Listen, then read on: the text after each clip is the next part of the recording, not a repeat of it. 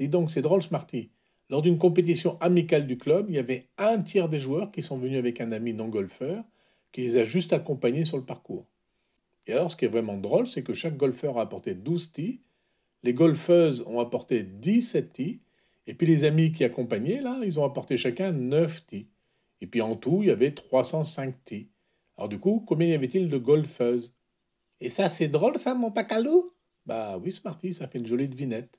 Alors, à ton avis, combien de golfeuses ce jour-là? Je sais pas, mon pacalou, je sais pas, c'est pas facile du tout. Eh bien, voyons voir la démarche, assez simple pour résoudre ce genre de petite devinette.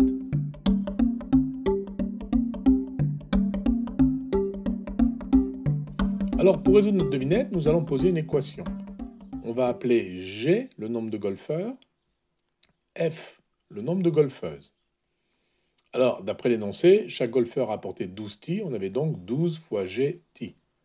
Chaque golfeuse a apporté 17 tees, on avait donc 17 fois F tees pour les golfeuses. Et puis les amis accompagnateurs, chacun 9 tees. Donc ça fait F plus G divisé par 3 fois 9 tees pour les accompagnateurs. Et pourquoi ça, mon pacalou? Eh bien parce qu'on avait dit qu'un tiers des joueurs, hommes ou femmes, est venu avec une personne. Et comme il y avait F joueuse et G joueur, ça fait F plus G joueur et un tiers.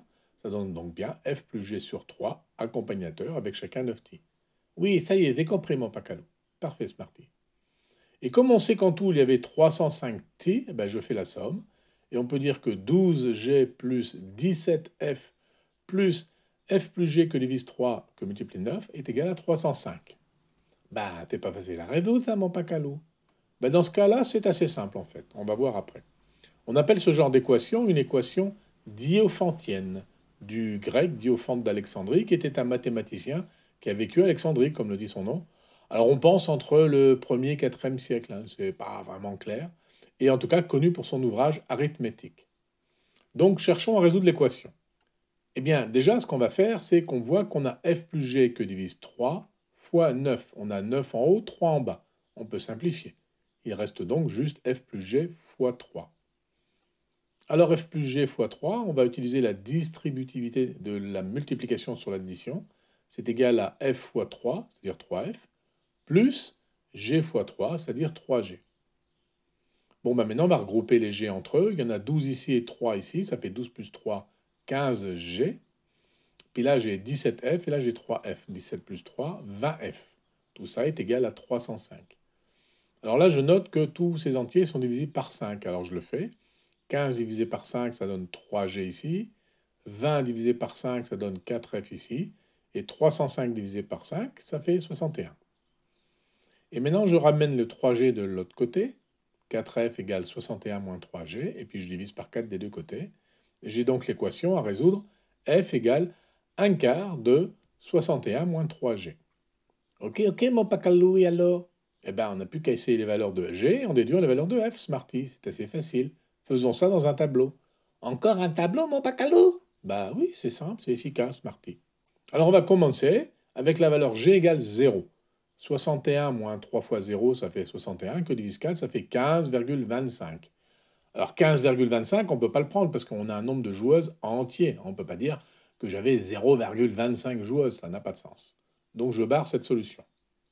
J'essaye avec G égale 1. Alors là, pareil, 61 moins 3, ça fait 58. Que divise 4, ça fait 14,5. Pareil, c'est pas une bonne solution, je la barre.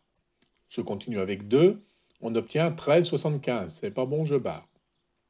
Avec 3, ah ben là, ça marche. 61 moins 3 fois 3, 9. Et quand je divise par 4, j'obtiens exactement 13. Donc là, c'est une solution, je la garde. J'essaye 4, 5, 6, 7, 8, 9. Voilà, j'accélère un peu. On voit que la seule solution, là, c'est 7 qui donne f égale 10. Mais je continue après 9, il n'y a pas de raison. Alors comme j'ai plus de place, je fais un deuxième tableau à côté où je prends g égale 10 qui me donne 7,75 qui n'est pas bon. Et puis je complète mon tableau, etc. etc. Alors on voit qu'il y a des lignes qui n'ont pas été barrées. Je vais toutes les regrouper dans un seul tableau, comme ici. Eh bien, ça veut dire que tu as plein de solutions possibles, mon pacalou, là. Oui, c'est vrai. Mais n'oublie pas qu'on a dit que chaque joueur, joueuse, s'est fait accompagner de une fois sur 3, c'est fait accompagner d'un accompagnateur, d'un ami. Il faut donc qu'on calcule f plus g sur 3, le nombre d'accompagnateurs. Eh bien, si je complète le tableau, j'obtiens ces valeurs-là. Et là, bah, c'est clair, on voit très bien que 16 tiers, 17 tiers, 19 tiers ou 20 tiers, ça n'a pas de sens. On les barre, et il ne reste plus qu'une seule possibilité. C'est quand G est égal à 11 et F est égal à 7.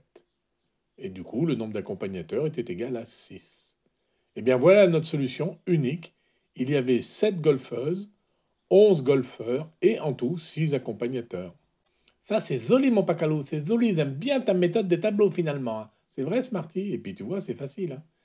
Bon, eh bien, c'est fini pour aujourd'hui et je te donne rendez-vous dans la prochaine vignette pour d'autres aventures mathématico-physico-golfiques. Zéat, mon Pacalou, zéat.